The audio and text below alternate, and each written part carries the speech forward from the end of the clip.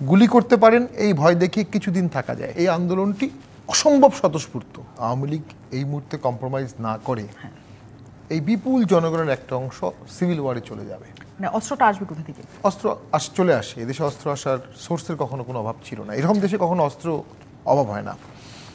ফলে যেটা হবে, মাননীয় প্রধানমন্ত্রী কাগজে কলমে প্রাইম মিনিস্টার থাকবেন কিছু জায়গার। দিল্লির বাদশাহ বাহাদুর শাহ জাফরের মতো হয়ে যাবে তার অবস্থা। একসময় দেখা যাবে পুরো হিন্দুস্তান না, দিল্লি না, শুধু রেড ফোর্টে তার ক্ষমতা থাকবে। ওভাবে দেশ চালে উনি কী অ্যাচিভ করবেন? ওনার অনেক অ্যাচিভমেন্ট আছে।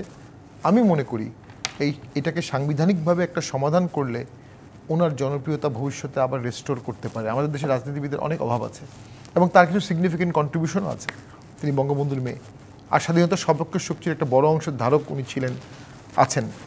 দেখুন, যারা আন্দোলন করছে তাদের প্রতি আমার অসম্ভব শ্রদ্ধা, কারণ তারা গুলি খেয়েও আন্দোলন দমায়নি। এই টকশোতেই বলেছিলাম 18-19 তারিখে যখন মার্শাল ল দেওয়ার পরও ছাত্ররা রাস্তায় নেমেছে অল্প সংখ্যায়, কারফিউ মানছে না, তার মানে সরকারের নিয়ন্ত্রণ শেষ। আর যখন একটা সরকারের নিয়ন্ত্রণ এবং ভীতি চলে যায়, এই ধরনের সরকার তখন থাকতে পারে না, থাকা উচিত না।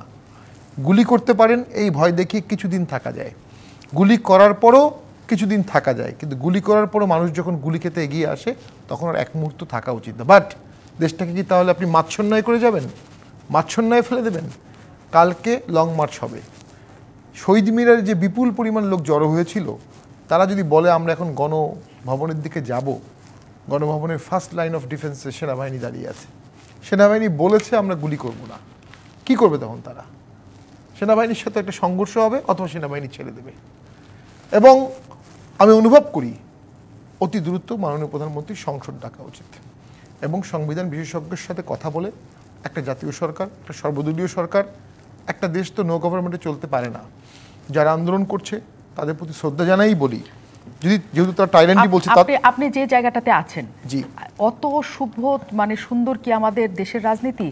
এই মুহূর্তে যদি প্রধানমন্ত্রী শেখ হাসিনা, আওয়ামী লীগের সভানেত্রী, তিনি যদি ক্ষমতা ছেড়ে দেন, একটা জাতীয় সরকার গঠন করেন, অন্তর্বর্তীকালীন সরকার গঠন করেন, নির্বাচনের জন্য অপেক্ষা করেন, বা যাই হোক না কেন, একটা সুন্দর সমাধানের কথা আমরা সবাই চিন্তা করতে পারি। কিন্তু এই দেশে কি কখনো সুন্দর সমাধান হয়েছে? যে সরকারকে ক্ষমতা থেকে জোরপূর্বক নামানো হয়েছে, সেই সরকারের পরবর্তী অবস্থাগুলি কারোরই ঠিক হয় নাই। আপনি এরশাদের কথা ভাবেন, জিয়াউর রহমান দিয়ে যদি আমরা শুরু করি, জিয়াউর রহমানের কথা ভাবেন, এরশাদের কথা বলেন, বেগম খালেদা জিয়া যে ফেব্রুয়ারিতে নির্বাচন করেছিল, বা 2004 তাকে যে জোর করে নামানো হয়েছিল, তারপরের ধাপগুলি ভয়ঙ্কর। তাহলে আমি যদি জানি আমার ভবিষ্যৎ জেলে কাটবে, বা আমি মরে যেতে পারি, বা আমাকে মেরে ফেলা হতে পারে, কোনো প্রধানমন্ত্রী যদি সেটা ভাবেন, তিনি কি এত সহজে ক্ষমতাটা হস্তান্তর করতে চাইবেন? জি, আমি আপনার একটু সময় নিব। একটা হচ্ছে যারা আন্দোলন করছে তাদের জন্য আমার ছোট্ট একটি মেসেজ হচ্ছে,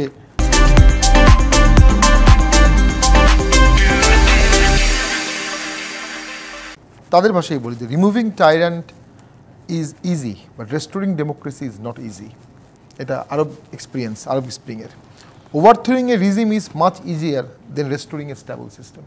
স্ট্যাবিলিটি আনা এত সহজ না, আলোচনা করতে হবে।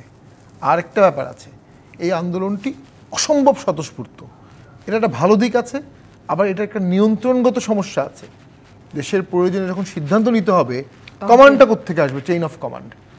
আন্দোলনটা সফল হয়েছে এই কারণে, কিন্তু দেশের ক্ষতিও হতে পারে ওই কারণে। নাও আপনি যেটা বলছিলেন, এরশাদ স্যার 90 সালে জেলে গেলেন 5-6 বছর, কিন্তু 91 সালে কিন্তু উনি 5টা আসনে জয়লাভ করলেন, 96তেও 5টা আসনে জয়লাভ করলেন। উনি জেল থেকে বেরিয়ে আসছেন, ওনার পলিটিক্যাল রেস্টোর হলো, উনি বীরের বেশে বিরোধী দলের নেতা হিসেবে মন্ত্রী মর্যাদায় তিনি সমাহিত হয়েছেন। এত সহজ ছিল না, অনেক কঠিন ছিল, কিন্তু ফিরে এসেছেন। উনি রাজনৈতিক কোনো সমঝোতার মধ্য দিয়ে গিয়েছেন, নইলে জীবনেও তিনি বেরোতে পারতেন না জেলখানা থেকে। এটা সত্য, সেটা হতে পারে। সেই সমঝোতাটাও তো রাজনীতির পার্ট। উনি তো একটা ওই সময় যদি উনি আরো 2 বছর থাকতেন, তাহলে হয়তো তাকে ফাঁসির দাবি উঠতো। আরেকটি হচ্ছে, যখন আপনার খালেদা জিয়াউর রহমান মারা গেলেন, তারপরে তো খালেদা জিয়া 91 সালে আবার প্রাইম মিনিস্টার হলেন। রাজনীতি ফিরে আসে, বাইপোলার সিস্টেমে রাজনীতি ফিরে আসে। নাও সংখ্যাধিক্যের কথা যদি আপনি বলেন, আমার মতে, এটা না জেনেই বলছি, এই মুহূর্তে যারা আওয়ামী লীগ করতো তাদেরও 20% লোক চাচ্ছে এখন সরকার না থাকুক। কারণ বহির্বিশ্বে যেসব দেশে প্রবাসীদের মধ্যে আওয়ামী লীগের তীব্র জনপ্রিয়তা ছিল, সেখানে এখন প্রায় সকলেই বলছে স্টেপ ডাউন।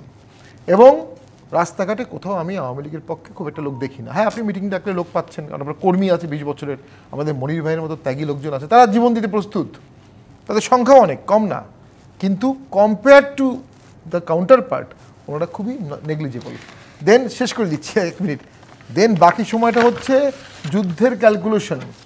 আপনার সৈন্য কত, এবছর সৈন্য কত, আপনার সৈন্য ক্ষয় হচ্ছে, এবছর সৈন্য ক্ষয় হচ্ছে, লাস্টে গিয়ে কার সৈন্য টিকতেছে।